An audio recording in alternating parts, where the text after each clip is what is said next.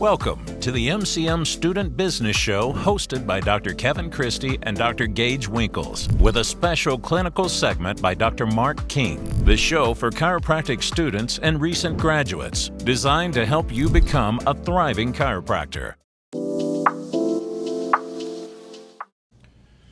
All right, Kevin, episode 4 of the Student Business Show here. Question number 1 regarding business. What were the steps you took to become a successful business owner?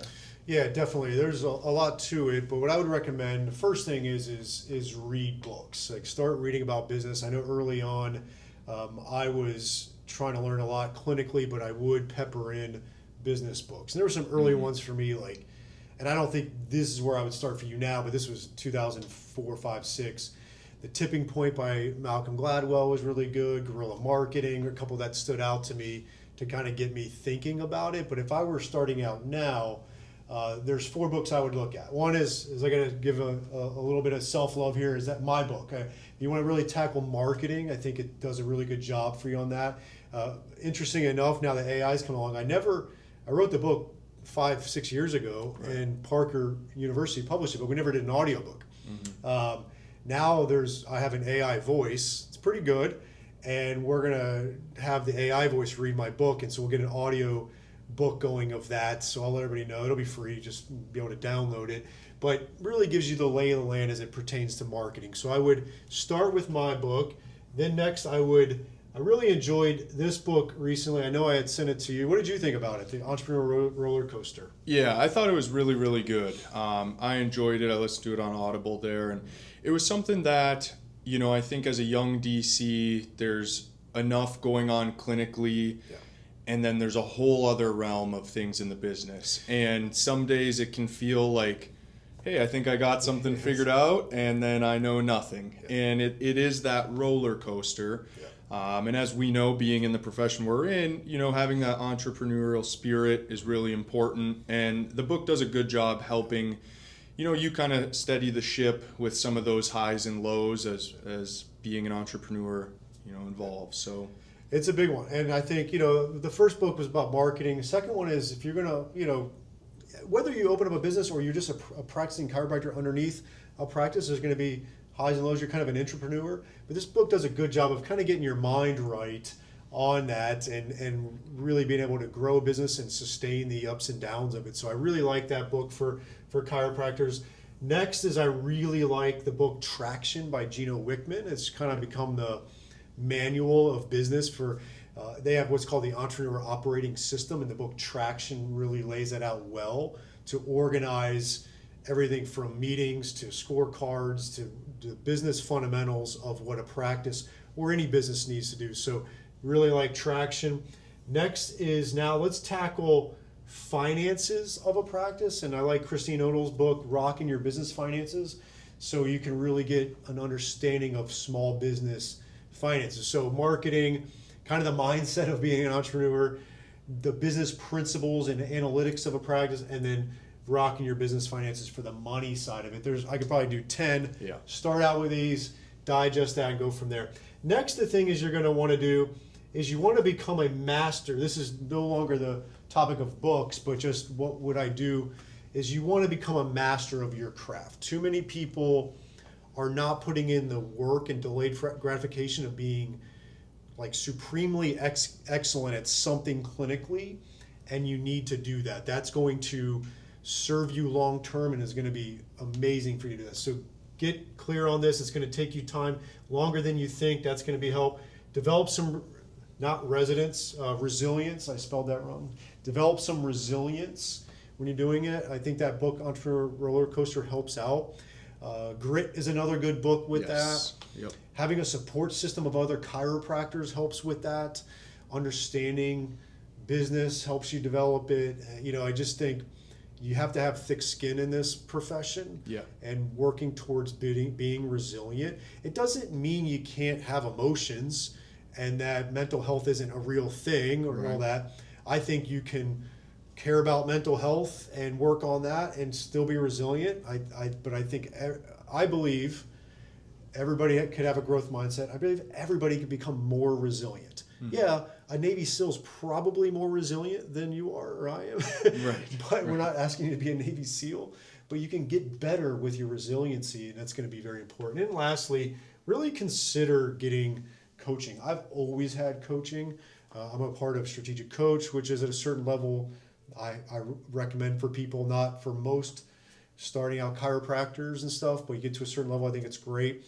Obviously, we do coaching. Yep. I've always had coaching for the last 13 years. I've also layered on specific types of coaching. So I always have like a general business coaching, which is for me a strategic coach. Obviously, I've got the mastermind in MCM and coach people, but those people help me also. So I have a group of people. But then I've layered targeted people. I hired 1 year a public speaking coach, and that was really good. 1 year I hired a leadership coach, and that was awesome. And so sometimes I look at where I have some blind spots, and I'll bring in someone to help me out with that. So definitely get coaching. Always have coaching. Everybody that's at a high level of business or sport does, and that would be my recommendation. So those are my strategies to try to really speed up that process of success, and whatever that is, how you define it, for sure. Yeah.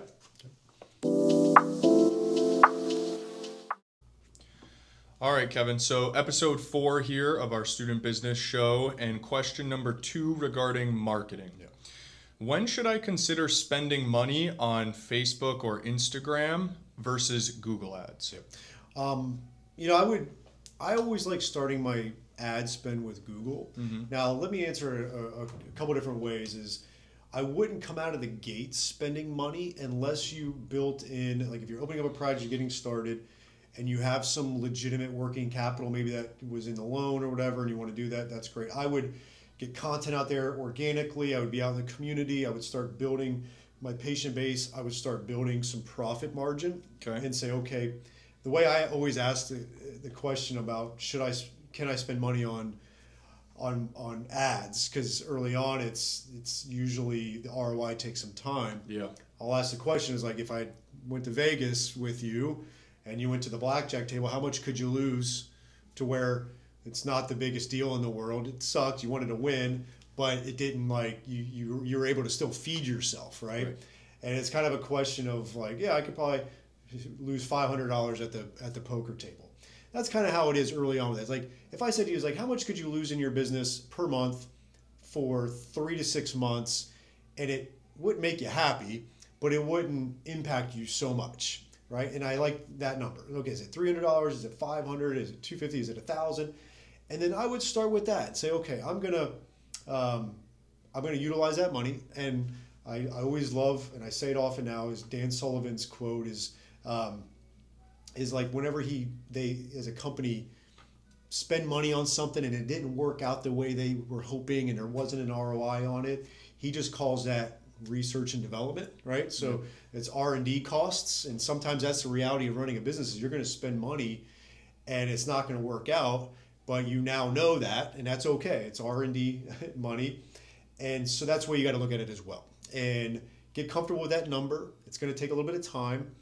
I feel like Google ads, typically starting there is better, unless you just have some kind of knack or someone you know that can really run effective Facebook, Instagram ads. Yeah, it's not easy, but it can be done. That definitely can be done. Right. And so I would start spending money when I can lose a little bit of money early on, trust that it does work, make sure it's within a particular budget, and then start with Google ads. Start with 300, work your way to 500, depending on your area. Like if you're in New York City versus Omaha, Nebraska, it's going to be a different ad spend, so you have to take that in consideration. Start doing a little bit of research on that. But that would be my recommendation: is start with Google, work your way to Facebook, Instagram ads, and then utilize a certain amount of money that you could lose, and then it's going to gain traction over 3 to 6 months, and then it should have an ROI. Okay. All right. Question here. Obviously, conditions can be different, but what does your typical treatment plan look like for an acute condition? So the question is, what would you do with these patients with an acute condition? What's a typical kind of treatment plan for those people? Well, if it's an acute condition, they're very uncomfortable. So I like to get them started with treatment right as soon as I can, and I want them to get on a treatment plan. Now, it's acute. If they're the younger crowd, I may do the acute, say, 2 or 3 times a week for 2 weeks. Or if they're a little older, I may do 3 times a week for 3 weeks to give myself a little time to get them over this bad state. And what you'll find is if you give yourself a little bit of a buffer, let's say I'm treating somebody that's 45 years old with acute low back pain, just as an example. Well, maybe it's acute on a chronic, maybe it's the first time I've ever had it. But what if I kind of misdiagnose what's going on or start adjusting the wrong thing? If I have a little time, I can kind of work through that, and I have them on a treatment plan, so I have some time to figure it out. If I don't, sometimes it's, well, quite frankly, sometimes you don't have it exactly figured out the first day you see these patients. So, same old story at MPI. We are always talking about these treatment plans. So, an acute condition, whatever it might be, any body part, you want to get them on that treatment plan. Get them going right away. This idea that let me treat them once or twice and see how it goes. No, have a plan, because sometimes you start treating one thing. If they're not improving, but you now, because you have them on a plan, you can pivot your treatment, change it a little bit, and still help the patient. And that's why I emphasize you're the best person to start this, because if your treatment doesn't help, you can still go get x-rays, go get an MRI, refer to an orthopedic surgeon or neurosurgeon or whatever's applicable in that case. And then with this treatment plan, you have some time to do that. So I really want to push that idea of the treatment plans, and I push that over and over and over again, because I think that's where we drop the ball on.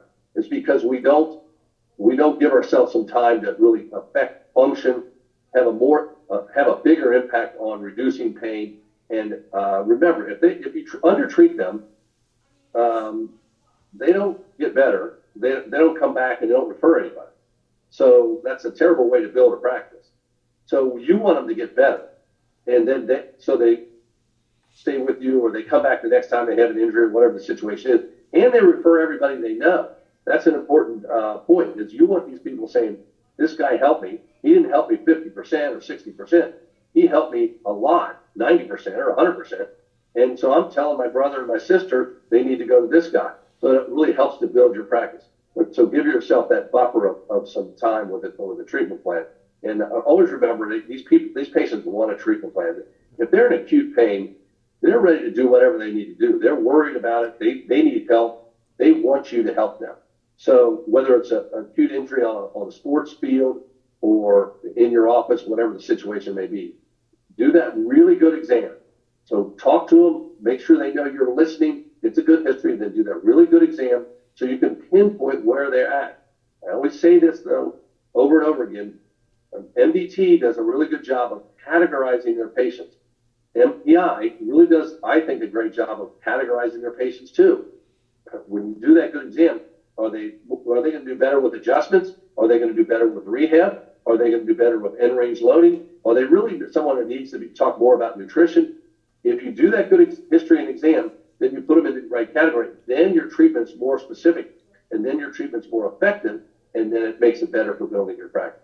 So I hope those tools help. I do want to mention that MPI has our sports summit the weekend of March 21st in Daytona Beach, Florida. We're going to do low back mobility and stability. I'm going to be down there with Brett Winchester and Dr. Cody Demack, who will talk about strength. So I'm going to do more mobility, Dr. Winchester more stability, and Dr. Demack will talk more about strength. So it's a nice combination for your low back patients. I think it'll be a very interesting weekend. We'll be down in the Daytona area. So I hope to see some of you there at that event. Thank you.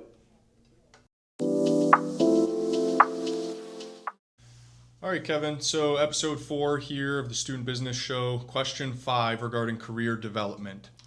This isn't necessarily a question, but a common concern amongst chiropractors, and this is surrounding the topic of career satisfaction. Yeah.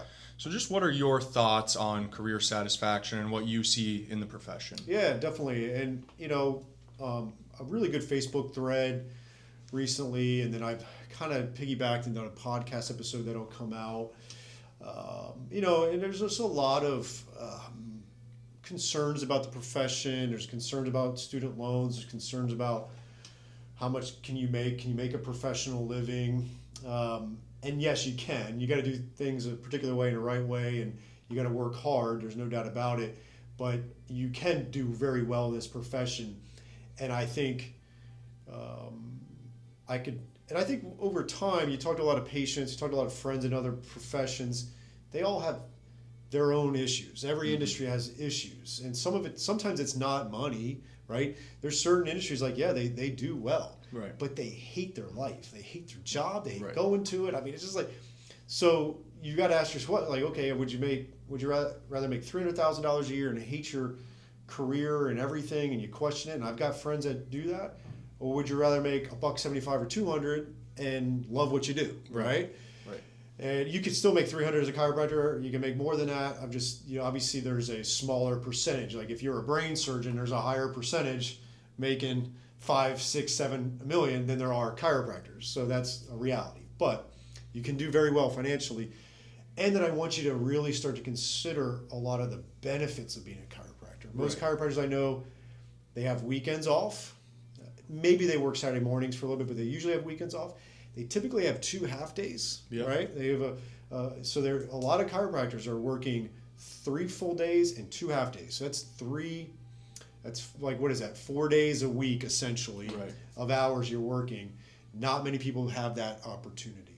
Another one, there's a lot, I posted this question, a lot of answers. One mentioned, and I have a friend that does this, he goes in and he marks off like when his kids' sports events are ahead of time, and just blocks off, I'm leaving that day at 3:30 instead of 5:30. I'm leaving, and he makes his own schedule around his kids' sports. Right. He's got another doctor that's able to help out, and that's great. We get 2-hour lunches, which is awesome. Right. We get to help people in pain, and not everybody can do that. Like the amount of people on the planet that can do what we do is very low, and our ability to actually help someone out is incredible. I mentioned it in a previous episode of like, there's the social component of what we do. Right? We go to an office and we talk to people. We have this natural social structure in our lives, and a lot of people are sitting behind a computer constantly, and they have no social engagement. So there's a lot of benefits there. There's a really good concept from Cal Newport called the Deep Life, and he's writing a book about it now. It's not out yet, but there's a blog on it, and it talks about, craft. It talks, and that's like working on your craft and getting a lot of satisfaction out of that. Mm-hmm. And I think that's a big one. He has like 4 C's, but I'll just leave it at the craft one, and you get a lot of benefit from what we do and getting better at it.